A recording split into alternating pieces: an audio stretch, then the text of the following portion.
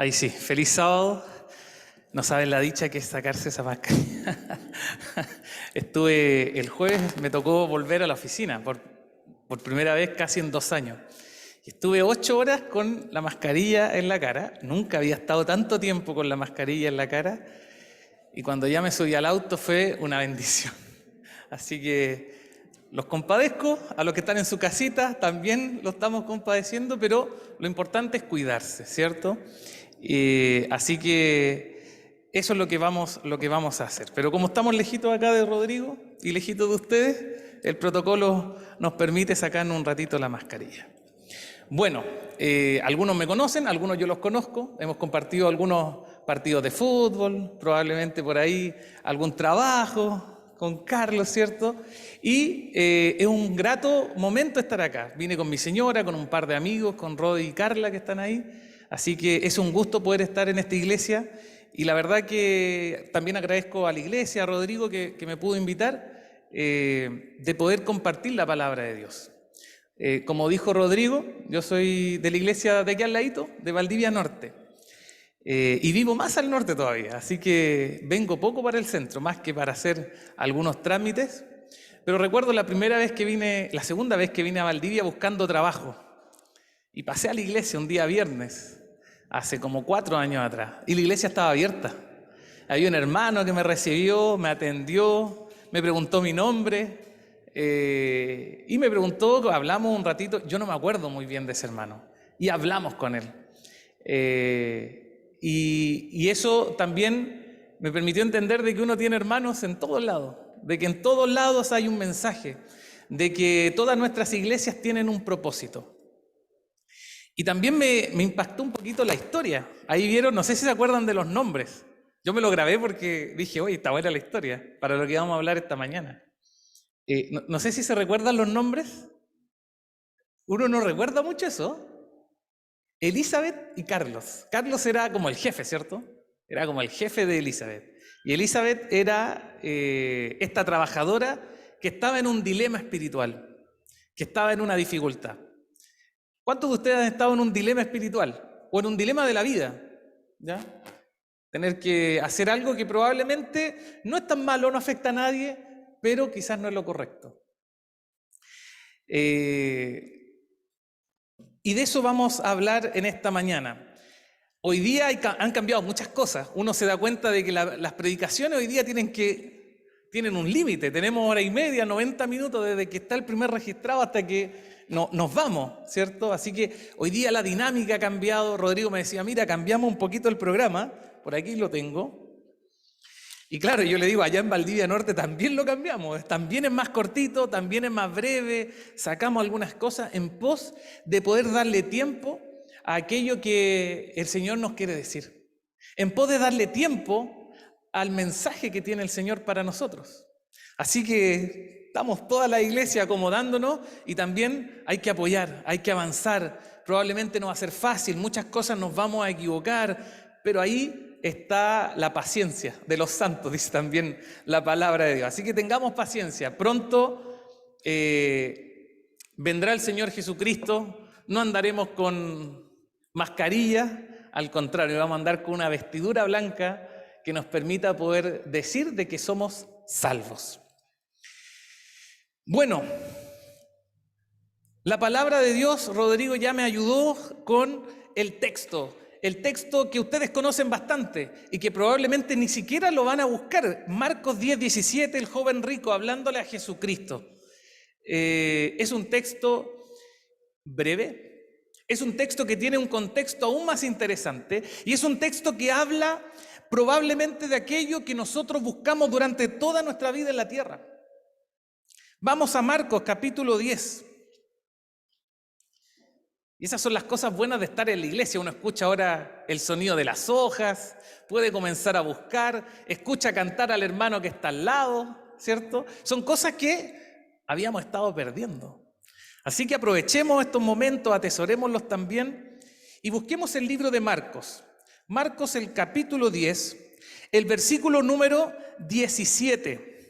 Marcos 10:17. Y dice así, Bueno, el título ustedes lo conocen, la historia probablemente la vamos a parafrasear un poquito, y dice Marcos 10:17, al salir Jesús, él, para seguir su camino, vino uno corriendo e hincando la rodilla delante de él, le preguntó, Maestro bueno, ¿qué haré para heredar la vida eterna? Probablemente usted y yo hemos siempre buscado la respuesta a esta pregunta. Señor, ¿qué tengo que hacer para ser salvo? Señor, ¿qué tengo que decisión tomar? ¿Qué decisión tomar que es la correcta? Y la historia que vimos ahí recién de Elizabeth y Carlos le propone algo a Elizabeth que probablemente no iba a dañar a nadie, no iba a afectar a nadie, pero estaba implícita una mentira. Y ella tomó una decisión. Y cuando nosotros tomamos decisiones, probablemente no son las decisiones más fáciles. No son las decisiones que el mundo tomaría.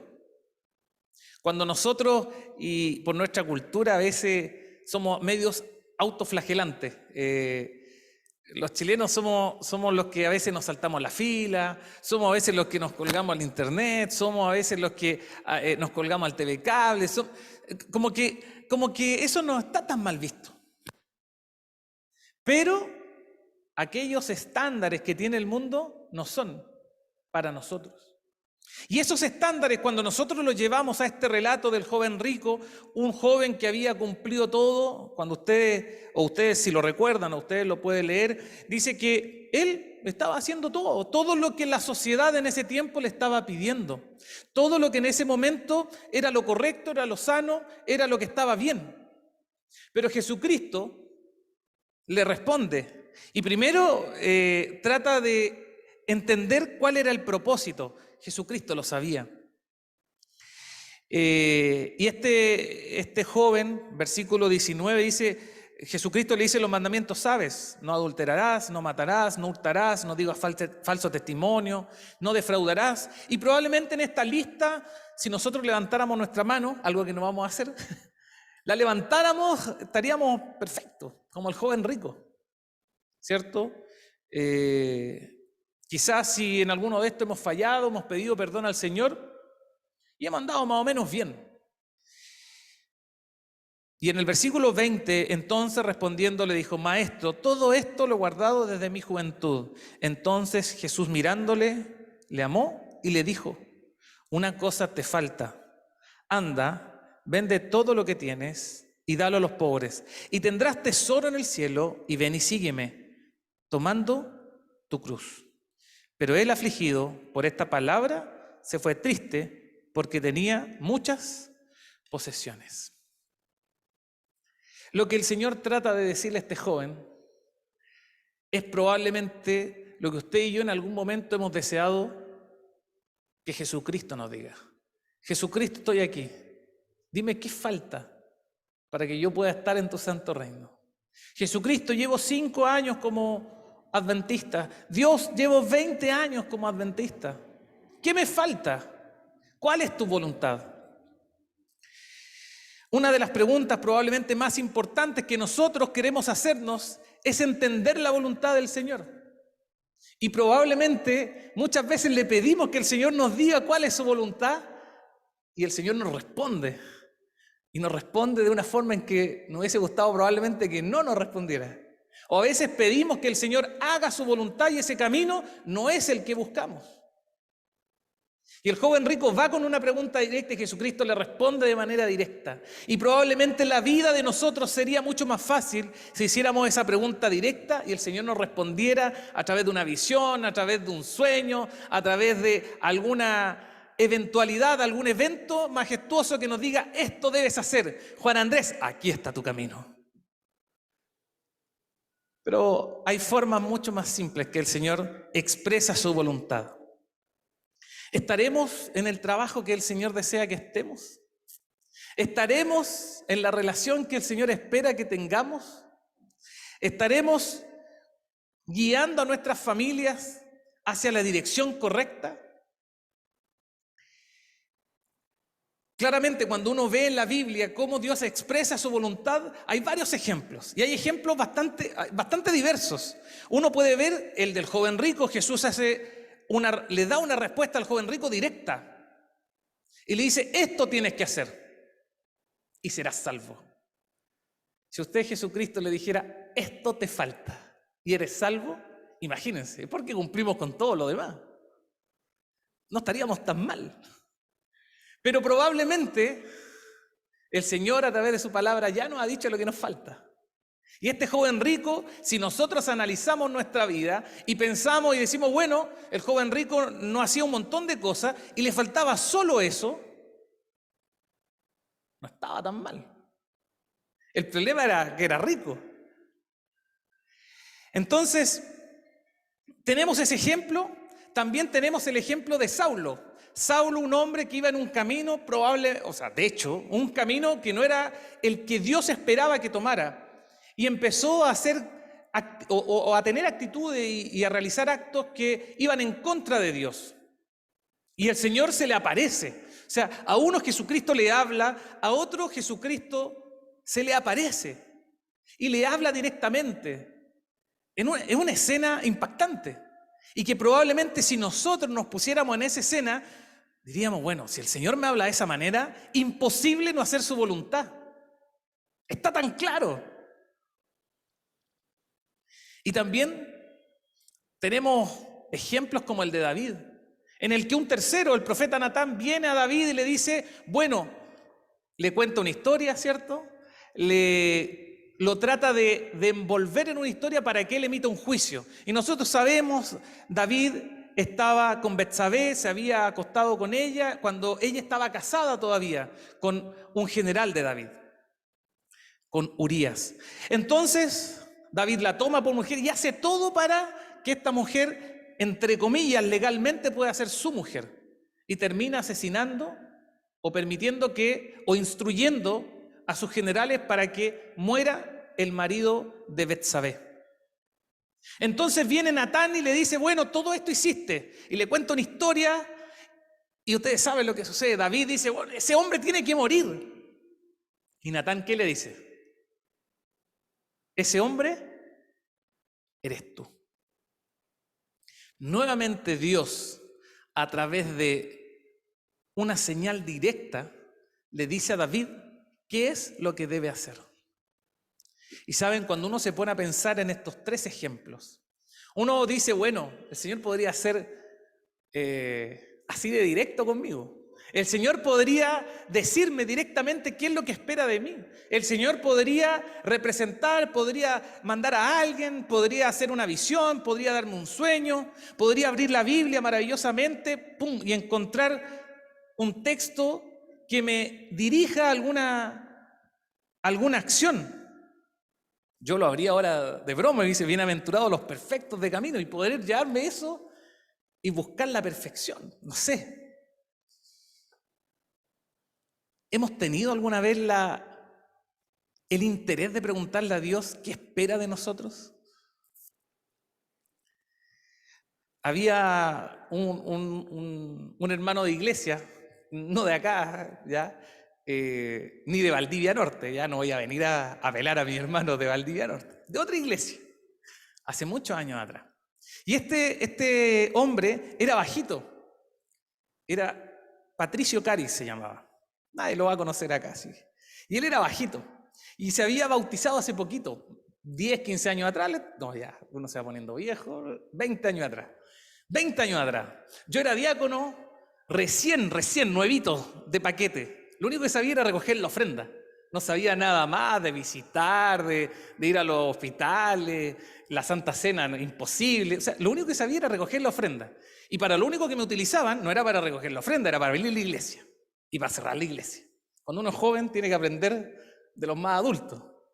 Después, cuando fui anciano, el primer día, un servicio fúnebre. Fue terrible, difícil. No conocía a la persona, ¿no? Y dije, chuta, la pega de anciano, la verdad que es complicado. Hacer un servicio es complejo. Cuando esa persona no sabe si murió confiando en Dios, no la conoces.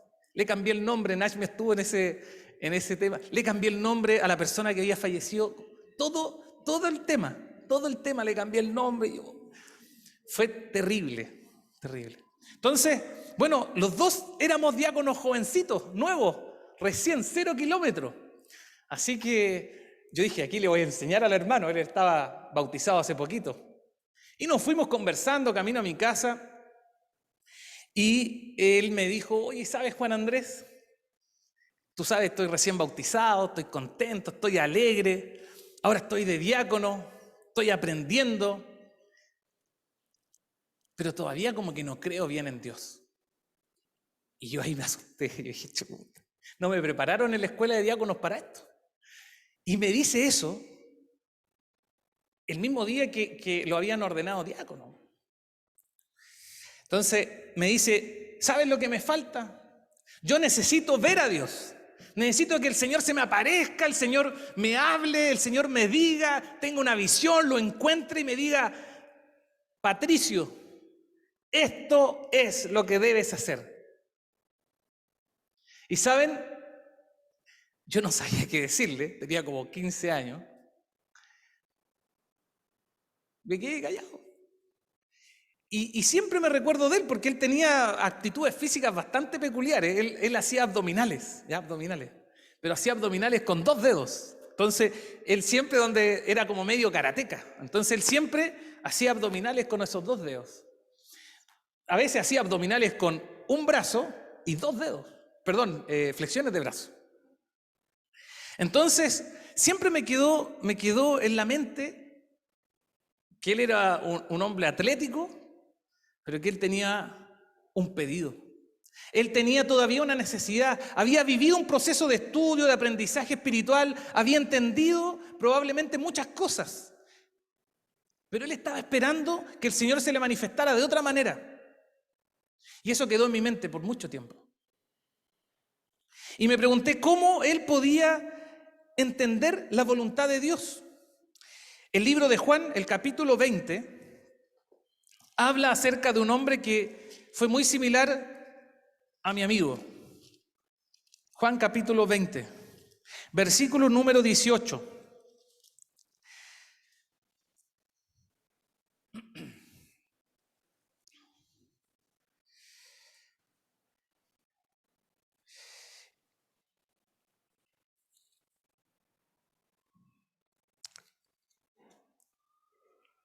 Versículo 28. Entonces Tomás respondió y le dijo, Señor mío y Dios mío. Y Jesús le dijo, porque me has visto, Tomás, creíste. Bienaventurados los que no vieron, y creyeron. Y este texto con esta historia siempre han estado en mi mente de la mano. ¿Cómo nosotros podemos creer en el Señor, convertirnos, tomar la voluntad de Él, hacerla nuestra, sin haberlo visto? Algunos efectivamente sí han recibido un mensaje directo de Dios, como Dios hablándole. Recién vimos 3 ejemplos.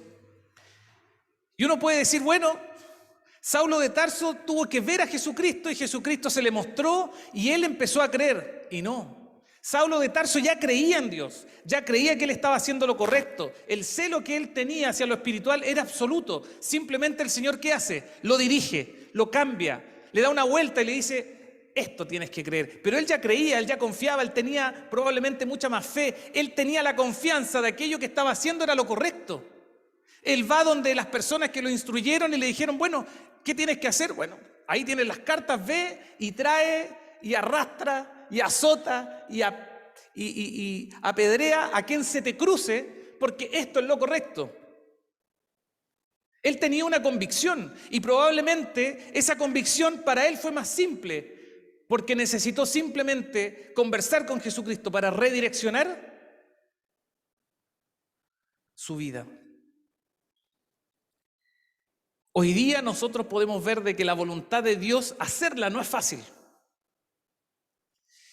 El libro de Romanos, el capítulo 12, el versículo 2, habla acerca de los estándares que Dios espera de sus hijos y que no están ni cerca probablemente a los estándares del mundo o que el mundo espera de nosotros. Romanos capítulo 12, versículo 2, dice así: no os conforméis a este siglo.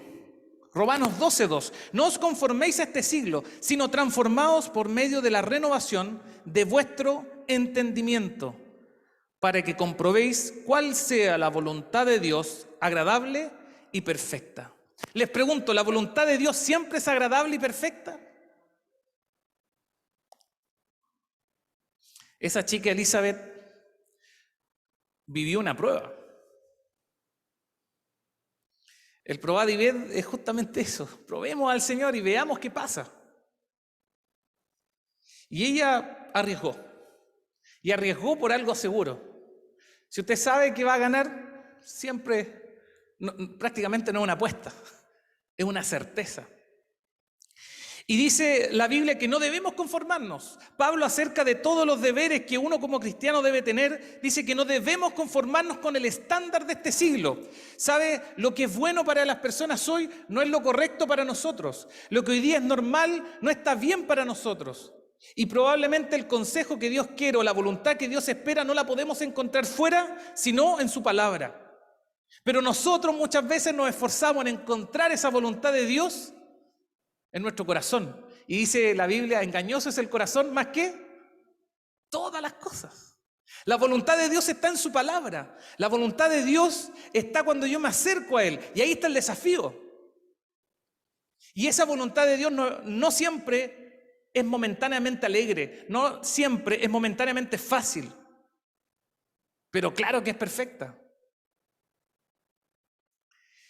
A eso se le llama disciplina espiritual. A ser disciplinados, a tener en conciencia de que las cosas no van a ser fáciles, pero la voluntad de Dios es buena, perfecta, y es la que Él espera de nosotros. Es la que nos va a llevar al camino de la vida eterna. Es la respuesta que necesitaba el joven rico. Es la respuesta que Saulo buscó.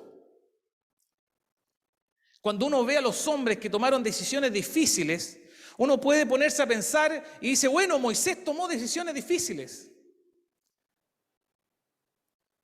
Pero era la voluntad de Dios y Dios lo guió. La vida del cristiano no es fácil, pero es buena. La vida acá en la tierra tampoco es fácil, pero en el cielo es buena. Las decisiones que vamos a tomar no son fáciles. Y este mundo no está hecho para que las decisiones sean fáciles. Este mundo es para aquellos que se entregan a Dios y que toman la decisión, aunque su corazón dicte otra cosa, toman la decisión correcta. Y ese es el desafío que tiene usted y yo. Nuestro corazón puede dictar por medio del miedo, por medio probablemente de alguna situación que no nos deja pensar con claridad, pero la palabra de Dios es una y tiene que ser nuestra brújula. No podemos ahí claudicar entre dos señores, dice la palabra de Dios. Cuando pides algo a Dios y Dios te lo da, bueno, esa es la dirección que Dios nos da y nos permite dirigirnos. Y cuando le pides a Dios y Dios no lo da, es porque Dios nos está protegiendo. Es porque Dios no desea que nosotros tomemos esa decisión. Pero a veces somos obstinados y a veces avanzamos y seguimos a pesar de que la voluntad de Dios ya está expresada en la Biblia. A pesar de que el consejo espiritual va en contra de lo que nosotros estamos hoy día haciendo. Santiago capítulo 2 dice, bueno, ¿creer es suficiente? Claro que no. Hasta los demonios creen. Los demonios y los ángeles caídos fueron creados por Dios, conocieron a Dios, conocieron el plan de salvación, estuvieron con Jesucristo. Jesucristo, dice el Espíritu de Profecía, que dialogó con ellos. El Espíritu de Profecía dice que les extendió después de Satanás la posibilidad de volver al cielo. Y Satanás los vuelve a engañar. Ellos hoy día conocen el plan de salvación, conocen quién es Dios, cuál es su plan, pero aún así no creen en Él de la forma en que usted y yo deberíamos creer. Y por eso esa palabra creer está tan manoseada, porque creer tiene que ver no solamente con el conocimiento cognitivo de entender de que algo es real, sino confiar en que aquello que es real puedo asirme a ello y que empiece a tomar las decisiones que yo requiero en mi vida. Cuando uno o cuando uno viaja en avión, uno se da cuenta de que hay un montón de perillas, ¿cierto? Los pilotos, uno ha visto fotos, yo nunca he entrado a una sala de pilotos, pero he visto fotos, videos de cómo ellos trabajan, de cómo ellos tienen mucha tecnología a su disposición. Por ejemplo, los vidrios están bañados en oro para que no se congelen los vidrios, la presión también les permite aguantar, un montón de tecnología. Pero también ellos tienen conocimiento, estudian y todo, pero los instrumentos son aquellos que les permiten navegar. Cuando está cerrado el cielo, cuando hay neblina, cuando tienen que posicionar el avión de cierta manera o tienen que aterrizar, son los instrumentos los que les permiten dirigir esa nave. Y es la palabra de Dios la que nos debe dirigir a nosotros, no son los sentimientos. Cuando un piloto usted le pregunta y le dice, bueno, tú dependiendo de lo que sientes vas hacia arriba, hacia abajo en el avión, te va a decir que no, son los instrumentos. Porque tú puedes estar pensando de que vas volando hacia arriba, pero puede que no sea la dirección correcta. Y para eso están los instrumentos. ¿Y el instrumento del cristiano qué es? La palabra de Dios. Hay un pastor que decía, no vueles con los sentimientos. No eches tus decisiones a los sentimientos. No entregues la decisión, tu vida espiritual, a lo que tu corazón hoy día siente. Porque muy probablemente los sentimientos te lleven a un precipicio. Muy probablemente los sentimientos te lleven a volar donde no debes volar, a tomar una dirección que no es la correcta, a perder tu norte, a avanzar sin tener claro dónde es el destino. Y es por eso que están los instrumentos. Y nuestro instrumento es la oración, es la Biblia. Cuando mi instrumento está medio desvalido, bueno, afinemos nuestro sentido, está el ayuno. Pero muy probablemente nosotros hoy día, en el año 2021, casi cerrando este año, no necesitemos de esa presencia, no necesitemos de esa voz directa de Dios abriendo un cielo oscuro, sino que necesitemos de la voz de Dios en la mañana abriendo nuestra Biblia. Y ahí está la voluntad de Dios. Yo siempre fui malo para estudiar, malo. Siempre también, Rodi se ríe, siempre cuando cuento historias de estas, fuimos compañeros de universidad. Entonces, siempre me costó estudiar, me costó tener hábitos de estudio. Y yo decía, bueno, hoy día voy a jugar a la pelota, total, mañana me levanto temprano a estudiar. Nunca pasaba eso, nunca. Siempre fui malo para levantarme temprano, siempre fui malo para acostarme temprano. Ya casado, mi señora me empezó a ayudar a poder dormir más temprano, porque siempre fui muy nocturno. Y me ha costado, todavía me cuesta mucho acostarme antes de las 12. Trato, a veces me doy vuelta y vuelta y vuelta, pero al otro día me cuesta levantarme temprano. Es una lucha espiritual que tengo. Y en el trabajo, obviamente, debo llegar temprano, debo dar el ejemplo también. Y bueno, siempre decía, bueno, mañana me levanto y me pongo a estudiar temprano, 3, 4 de la mañana. Nunca funcionó. Y las veces que me funcionó, tenía que levantarme, tomaba el cuaderno para repasar, lo ponía aquí, miren, me ponía con la almohada a repasar. Ese repaso duraba nada, 5 minutos con suerte. Y después despertaba 40 minutos después, ya ahora sí. Y me ponía un poquito más arriba y trataba de estudiar, media hoja avanzada. Nefasto. Eso tenía también resultados, obviamente. Y los resultados eran pésimos, eran nefastos. Entonces me di cuenta que yo lo que necesitaba era algo más drástico. Así que ponía el teléfono lejos, no sé si teléfono, no creo que tenía teléfono muy avanzado ese tiempo, pero ponía algo ahí, me trataba de levantar e ir a bañarme. Y ahí en el baño trataba de bañarme con agua helada, agua fría, tratar de despertar, refregarme bien, ahí su cachetada, no sé, lo que fuera para poder despertar. Me cambiaba de ropa y hacía tantas cosas que se perdía el tiempo también. Entonces era terrible poder estudiar. Así que me empecé a levantar un poco más temprano y la somnolencia ya me la ganaba. ¿Y qué tenía que hacer? Bueno, lavarme la cara, sacarme las lagañas, ¿cierto?, que tenía y empezar a estudiar. Tenía exámenes, certámenes y tenía un desafío gigante. Y en la vida espiritual pasa lo mismo. A veces nos acostumbramos a orar calentito en nuestra cama, acostadito. No, Señor, yo me voy a dormir orándote. Claro, en realidad nos vamos a dormir nomás. Pero no tenemos esa disciplina. Muchas veces tenemos que tomar una decisión que nos saque de nuestra cama, de nuestro letargo espiritual. Muchas veces tenemos que tomar una decisión para que nos remezca, para que tengamos un poco de frío, para que probablemente nos saquemos las lagañas espirituales que no nos dejan ver la segunda venida de Cristo, que no nos dejan ver la Biblia, que no nos dejan estudiar de manera correcta. Y ahí es cuando nosotros debemos pedirle al Señor su ayuda. Imaginemos cómo podría ser nuestra vida haciendo la voluntad de Dios. ¿Cómo sería la vida de nuestra familia? ¿Cómo sería la vida de nuestra pareja? ¿Cómo sería la vida de nuestros hijos?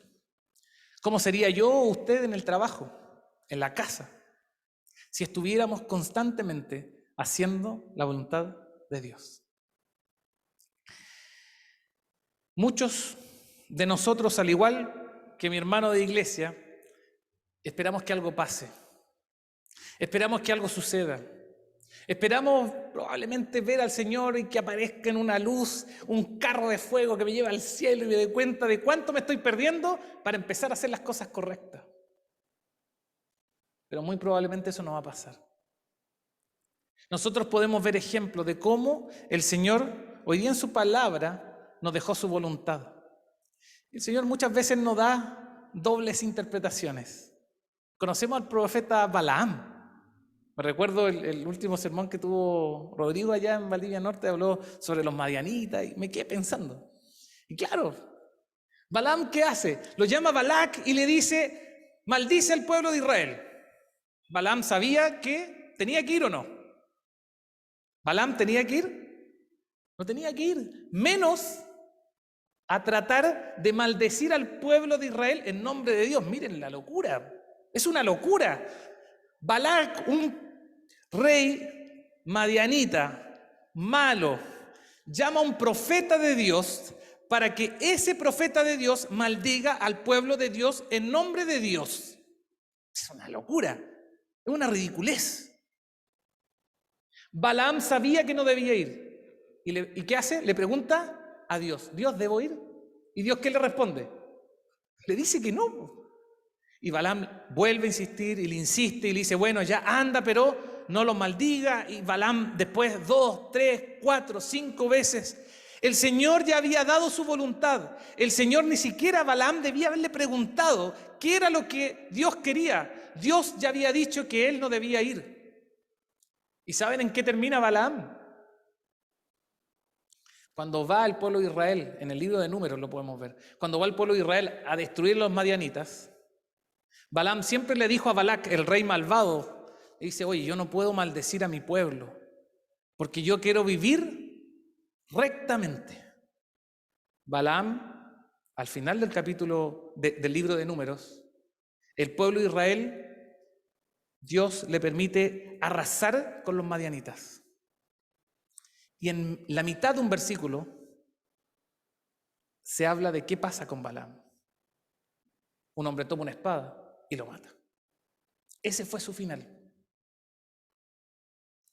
Se dedicaron capítulos de la Biblia para contar cuántas veces Balaam le pide a Dios algo que él sabía que no debía hacer. Y saben, muchas veces nosotros actuamos como Balaam. Le pedimos a Dios, bueno, Señor, dime si la persona con la que estoy es la correcta. Y bueno, la Biblia, ¿qué dice? No te unéis en yugo desigual. ¿Qué le vamos a pedir a Dios? Señor, dime si este trabajo es el correcto. Y el Señor, Éxodo capítulo 20, versículo 8 dice, acuérdate del día de reposo para santificarlo. En algo nos parecemos a Balaam, probablemente en mucho. Porque pensamos que la insistencia va a hacer cambiar a Dios. Y no es así. Este mundo es para los fuertes, pero para los fuertes espirituales. Es para aquellos que se consideran débiles, pero en Jesucristo son fuertes. La Biblia nos ayuda a fortalecernos. La Biblia, la oración, el ayuno. Y la Biblia dice que Es el Espíritu Santo quien debe tomar las decisiones para nosotros en nuestra vida. Cuando venga el Espíritu de verdad, Él nos guiará a toda la verdad. Muy probablemente, en ningún lado de la Biblia dice qué debemos hacer en situaciones específicas de nuestra vida. Muy probablemente, las decisiones que nosotros tomemos tengan una repercusión en algún bien material, en alguna decisión sentimental, en alguna decisión laboral. Pero ¿cuáles son las decisiones que debemos tomar? ¿Tenemos el coraje que tuvo Moisés para dejar Egipto? ¿Tenemos el coraje para cambiar una vida completa, tranquila que tuvo después en Madián para ser un mensajero de Dios? ¿Estamos preparados para cambiar nuestro camino como lo hizo Saulo? ¿Estamos escuchando a Dios para que Él nos haga nuevas criaturas? ¿Saldremos de nuestra somnolencia espiritual, de nuestras lagañas espirituales? Cuando pensemos en qué es lo que el Señor nos quiere mostrar, vayamos a la Biblia. Quedan algunos años probablemente en nuestra vida en la cual tengamos que seguir tomando decisiones. Y la mayor decisión primero es aferrarnos a Jesucristo. La mayor y más grande decisión es entregar nuestra vida. Pero por sobre todo, aferrémonos a la Escritura, aferrémonos a la oración, porque en ella parece que podemos tener la vida eterna. No perdamos la convicción, sigamos creyendo. Este camino no va a ser fácil, las decisiones que vamos a tomar como cristianos no nos van a traer siempre alegría, pero sí nos van a traer felicidad. Y la felicidad es una decisión, el hacer lo correcto es una decisión, la vida espiritual es una decisión, y tú y yo debemos decidir por Cristo. A pesar de todo lo que cueste, a pesar de las dificultades, a pesar de que tengamos que dejar las cosas buenas de esta vida, Dios nos dice que hay un mundo mejor. Confiemos en Él, entreguemos nuestra vida y decidamos por lo que es correcto. No siempre lo correcto es el camino más fácil, pero es un camino que nunca nos va a dejar de llenar de orgullo y en el que siempre Jesucristo va a estar a nuestro lado. Que el Señor nos bendiga.